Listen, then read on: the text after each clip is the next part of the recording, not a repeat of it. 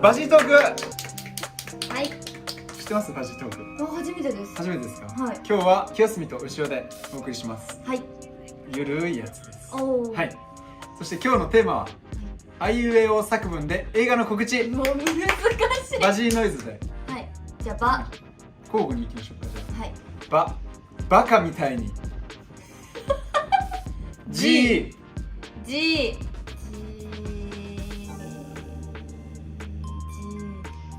明日まで待っていただけると嬉しいです。 G でもいいんですよね。伸ばさなくていいんですよ。あ、そうなんですね。はい。今決めました。自分と相手と向き合いながら。はい。のんびりといい音とずっと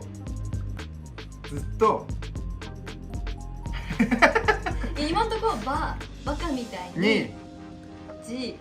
自分と相手とのんびりいい音といい音とがおかしいんちゃうそれ。いい音とすでもいい。しょうがないですね。いい音と進んでこう。